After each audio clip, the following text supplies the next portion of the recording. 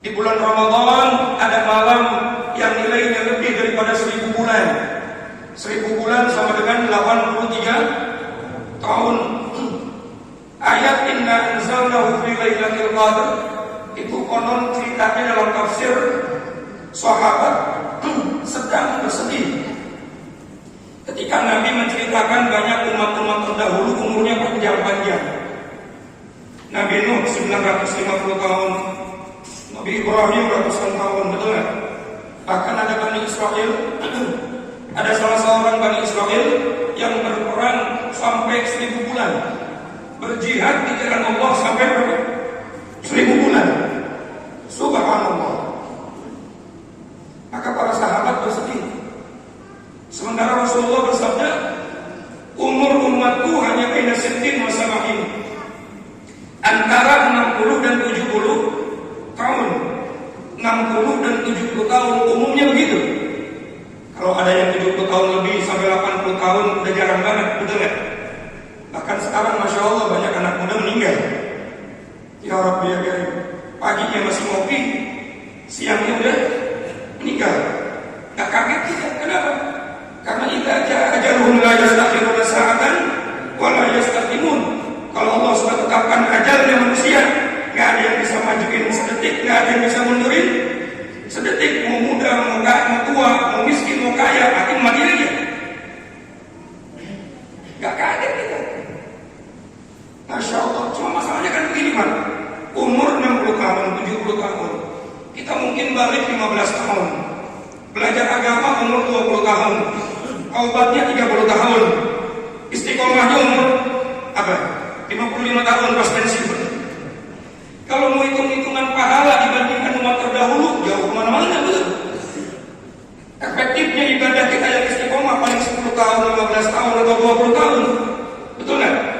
Makanya saking sayangnya Allah sama umat Nabi Muhammad, Allah Subhanahu wa Ta'ala berikan Ramadan, dan di dalamnya ada malam Lailatul Qadar, khairun min alfi syahr, lebih baik daripada 1000 bulan. Ini yang harus kita syukuri, anugerah yang luar biasa yang Allah berikan kepada kita. Walaupun umatnya Nabi Muhammad umurnya pendek, tapi insya Allah masuk surganya duluan. Kenapa? Pahalanya lipat gandanya luar biasa. Saya pernah baca dalam kitab Fathul Ghaib, Malaikat Jibril pernah bingung sama umat Nabi Muhammad. Ajaban kaifal ajab bi ummatika ya Ahmad. Muhammad, saya bingung sama umatmu, kalau ada umatmu nggak bisa masuk dalam surga. Kata Rasulullah, emang kenapa? Ya kadang-kadang ada orang masuk surga, ada yang juga nggak bisa masuk surga. Karena Allah sudah begitu luar biasa memberikan anugerah kepada umatmu, wahai Muhammad. Di antaranya apa? Umatmu itu kalau berbuat kebaikan, baru niat saja sudah dihitung pahala, betul nggak? Niatnya orang yang beriman kadang-kadang lebih baik daripada perbuatannya, kata Nabi. Niatul mukmin khairu min amalih. Kita niat, kita berazam, ya Allah, mudah-mudahan kalau THR turun saya mau kasih anak yatim.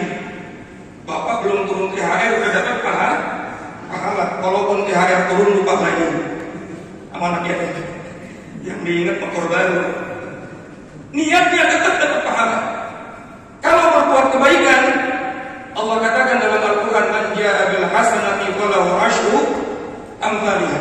Minimal satu perbuatan baik Allah lipat gandakan 10 kali lipat di luar bulan Ramadan. Kalau di dalam bulan Ramadan, la nihayat Allah, nggak ada yang tahu batasnya. Bisa 100, bisa 1000, bisa 10.000, bisa 1.000.000, Allahu a'lam. Allah melipat gandakan sesuai kehendaknya Allah Subhanahu wa Ta'ala. Tetapi umatmu ketika berbuat keburukan, niatnya belum dihitung dosa. Coba bayangin.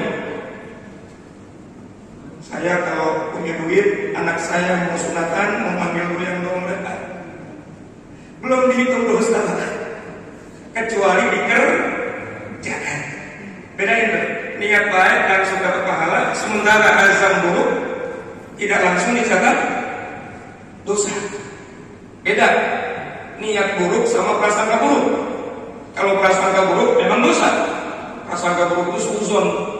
Ini orang ini tiap hari motornya gonta-ganti mulu, duit dari mana? Jangan-jangan ngepet lagi. Nah, bapak belum apa-apa udah dosa tuh. Inna ba'da dzanni itsmun. Sesungguhnya sebagian dari prasangka itu dosa. Tapi kalau niat buruk belum dosa kecuali dikerjakan. Ketika dikerjakan, masya Allah. Ini saya baca dalam keterangan kita melalui hadis kisah. Malaikat Raqib dan malaikat Atid berunding. Ini ada umat Nabi Muhammad mengerjakan maksiat. Saya catat apa enggak nih kira-kira? Kata malaikat pencatat amal baik, dak ila sab'a sa'atin la'allahu yatub. Tunggu sampai 7 jam. La'allahu yatub, semoga dia bertaubat kepada Allah. Kalau dia bertaubat kita enggak capek-capek lagi nulis. Seandainya dia enggak bertaubat, maka kita berlepas dari dirinya.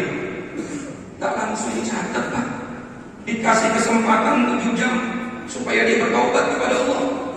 Tapi jangan mentang-mentang ada keterangan begini belum 7 jam.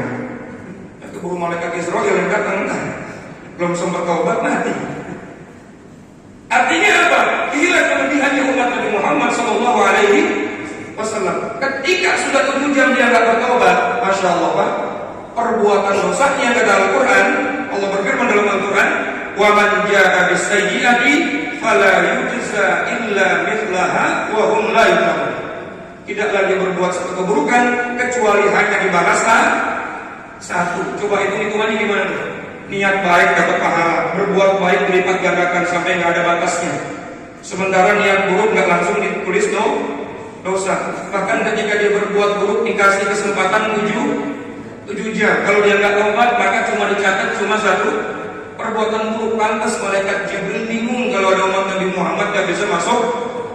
Ngapain aja?